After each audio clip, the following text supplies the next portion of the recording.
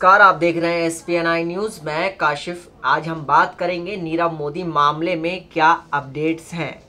जिस तरीके से नीरव मोदी का मामला लगातार हमने देखा कि पंजाब नेशनल बैंक को 11,360 करोड़ रुपए का चूना लगाकर ये भगौड़ा देश से भाग गया और अब लगातार वहाँ से ये बात कह रहा है कि मेरे पास इतना वक्त नहीं है कि मैं CBI की जांच में सहयोग दूँ।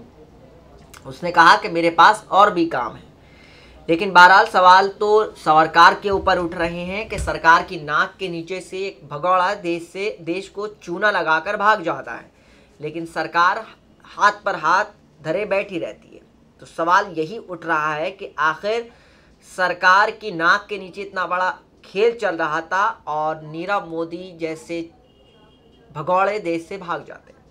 बहरहाल ईडी जो है अपनी कार्रवाई कर रही है, प्रवर्तन निदेशालय जो है वो अपनी कार्रवाई कर रही है और कार्रवाई तेज करते हुए ईडी ने अब तक करीब उसकी 1800 करोड़ की 62 और संपत्तियां अटैच कर ली हैं। और साथ ही साथ अब मैं आपको बताऊंगा पूरी खबर विस्तार से, लेकिन उससे पहले हम देखेंगे ये ख़ास रिपोर्ट, जानने की कोशिश करेंगे कि असल में पूरा मामला है क्या। देखिए ख़ास रिपोर्ट। पंजाब नेशनल बैंक के मुख्य आरोपी हीरा कारोबारी नीरव मोदी और मेहुल चोकसी के खिलाफ अलग अलग लुकआउट नोटिस जारी, जिसे ब्लू कॉर्नर नोटिस भी कहा जाता है, जारी कर दिया गया है। आयकर विभाग ने नीरव मोदी और मेहुल चोकसी के खिलाफ लुकआउट सर्कुलर जारी किया। इसका मकसद दोनों की आवाजाही पर अंकुश लगाना है।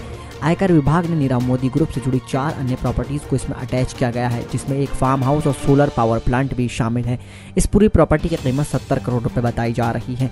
आयकर विभाग ने कहा है कि गीतांजलि ग्रुप के 34 से ज़्यादा बैंक खाते और FD को भी अटैच किया गया है, जिसमें 1.45 करोड़ रुपए की कुल रकम बताई जा रही है। वहीं CBI ने PNB महाघोटाले को चल रहे जांच के दौरान एक और गिरफ्तारी की है। इसमें M.K. शर्मा जो चीफ मैनेजर रैंक के अधिकारी को गिरफ्तार किया गया है। शर्मा का आज मुंबई कोर्ट में पेश किया जाएगा। वह मुख्य प्रबंधक स्तर के अधिकारी हैं। ये बैंक के किसी ऑडिटर की पहली गिरफ्तारी है। शर्मा स्केल 4 स्तर के अधिकारी बताए जाते हैं। उन पर बैंक की ब्रांडी हाउस शाखा की प्रणालियों और कामकाज के तौर पर तरीकों की ऑडिट की जिम्मेदारी भी दी गई थी। इसी शाखा से साख पत्र LOU जारी किए गए थे, जिसमें नीरव मोदी ने अन्य बैंकों के विदेशी शाखाओं से कर्ज लिया। नीरव मोदी ने CBI जांच में सहयोग से इनकार कर चुका है। CBI ने मोदी को $2 अरब के कथित घोटाले में उसके समक्ष पेश होने को कहा था। नीरव मोदी ने अपनी कामकाजी व्यवस्था का हवाला देते हुए CBI के समक्ष पेश होने में असमर्थता जताई है। इसके बाद एजेंसी ने मोदी को अधिक कड़ा पत्र जारी कर अगले सप्ताह उसके समक्ष पेश होने को कहा है।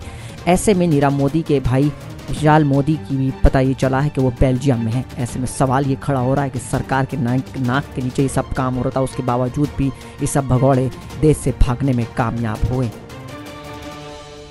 तो देखा आपने कि नीरव मोदी के मामले में जिस तरीके से उसकी संपत्तियां जब्त की जा रही हैं और उसको 1800 करोड़ की जो लगातार, हालांकि वो जिस तरीके से संपत्तियां जब्त की जा रही हैं और उस पर जो ईडी अपनी कार्रवाई कर रही है। और दूसरी सबसे बड़ी बात ये जो है कि उसने अपने एम्प्लॉयज़ को जो लेटर लिखा था कि मैं अभी सैलरी देने के बिल्कुल उसमें नहीं हूँ कंडीशन में और आप दूसरी नौकरी तलाश सकते हैं।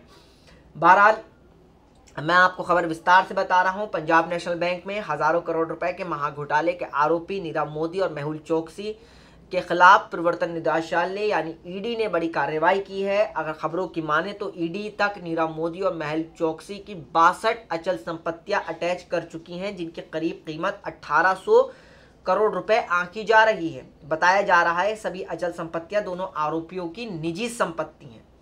इन 62 संपत्तियों में 21 संपत्तियां नीरव मोदी की है, जिनकी कीमत 523 करोड़ रुपए बताई जा रही है, जबकि बाकी 41 संपत्तियां जो हैं मेहुल चोकसी की हैं, जिनकी कीमत 1200 करोड़ रुपए बताई जा रही है। इससे पहले मामले में ईडी 7000 करोड़ रुपए के हीरे और आभूषण जब्त कर चुकी है। इस तरह अब तक नीरव मोदी और मेहुल चोकसी की 9000 करोड़ रुपए की संपत्ति जब्त और अटैच की जा चुकी है।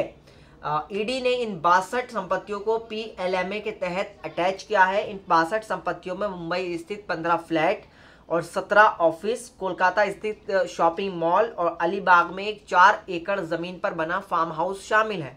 इसके अलावा अलीबाग, नासिक, नागपुर और पनवेल व विल्लुपुरम में 231 एकड़ ज़मीन में फैले 6 पार्सल और आंध्र प्रदेश के रंगारेड्डी ज़िले में 170 एकड़ में फैला एक हार्डवेयर पार्क भी शामिल है। इस हार्डवेयर पार्क की कीमत करीब 500 करोड़ रुपए की बताई जा रही है। इसके साथ ही ईडी ने नीरव मोदी और मेहुल चोकसी की भारत में स्थित कुछ और संपत्तियों की जांच की जा रही है। इससे पहले ईडी नीरव मोदी और मेहुल चोकसी के करीब 130 शोरूम से 7,000 करोड़ रुपए के हीरे और आभूषण जब्त कर चुकी है। साथ ही ईडी ने नीरव मोदी और मेहुल चोकसी की विदेश में स्थित संपत्तियों की भी जानकारी जुटा रही है। वहीं सीबीआई ने पंजाब नेशनल बैंक में हुए फर्जीवाड़े और महाघोटाले के मामले में बैंक के internal chief auditor MK. Sharma को गिरफ्तार किया है। वे चीफ मैनेजर रैंक के अधिकारी पीएनबी स्किल के 4th स्तर के वो अफसर हैं। उनके अलावा आयकर विभाग के अनुरोध पर ब्यूरो ऑफ इमिग्रेशन ने नीरव मोदी और मेहुल चोकसी के खिलाफ अलग अलग लुकआउट नोटिस यानी ब्लू कॉर्नर नोटिस जारी किए जा चुके हैं। आपको हम बता देते हैं जिस तरीके से पीएनबी में 11,360 करोड़ रुपए का जो महाघोटाला हुआ, जिसको लेकर विपक्ष लगातार मोदी सरकार को घेर रही है और निशाना साध रही है। हालांकि मोदी सरकार का कहना है कि घोटाला यूपीए के समय से जारी है। हमारी सरकार में इसका खुलासा हुआ है। सरकार ये भी साफ कर चुकी है कि मामले के आरोपियों को किसी भी कीमत पर बख्शा नहीं जाएगा।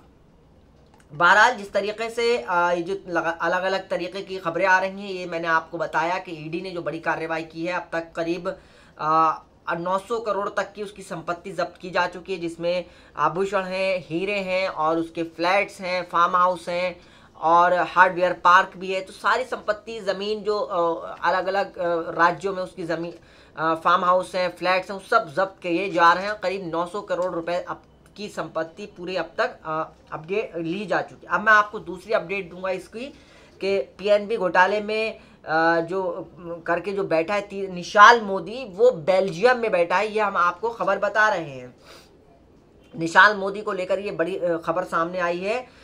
जानकारी की आपको मैं बता देता हूँ। इस वक्त निशाल मोदी बेल्जियम में बताया जा रहा है। निशाल मोदी नीरव मोदी का भाई है और सीबीआई की 280 करोड़ रुपए की एफआईआर में दर्ज आरोपियों में से एक वो भी है। पीएनबी घोटाले में जिस तरीके से नीरव मोदी और मेहुल चोकसी के अलावा जो तीसरा सबसे बड़ा नाम है वो निशाल मोदी का है और निशाल मोदी नीरव मोदी का भाई है और सीबीआई की 280 करोड़ रुपए के एफआईआर में दर्ज आरोपियों की सूची में वो शामिल है। निशाल मोदी को लेकर ये एक बड़ी खबर सामने आई है और जिस तरीके से इस वक्त बताया ही जा रहा है, खबरों के मुताबिक, खबरों की माने तो वो बेल्जियम में है। निशाल मोदी ने बेल्जियम से जांच एजेंसियों को ठेंगा दिखाया है। जांच एजेंसियों को लिखी चिट्ठी में कहा है कि जांच एजेंसियां चाहे तो बेल्जियम आकर पूछताछ कर सकती हैं, मेरा घोटाले से कोई लेना देना नहीं है।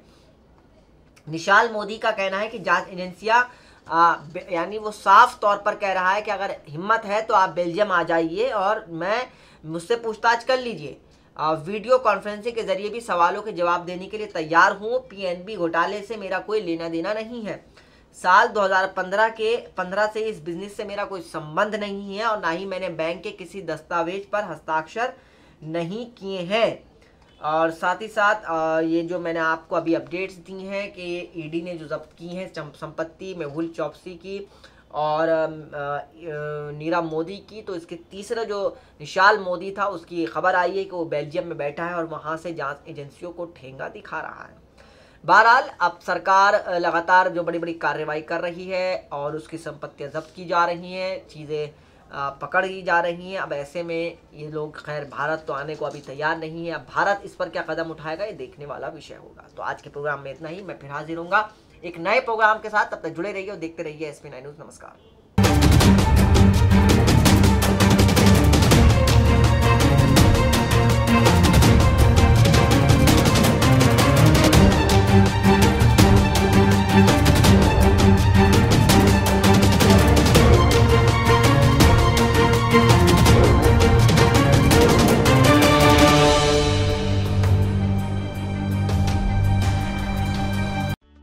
Subscribe and press the bell icon for latest updates.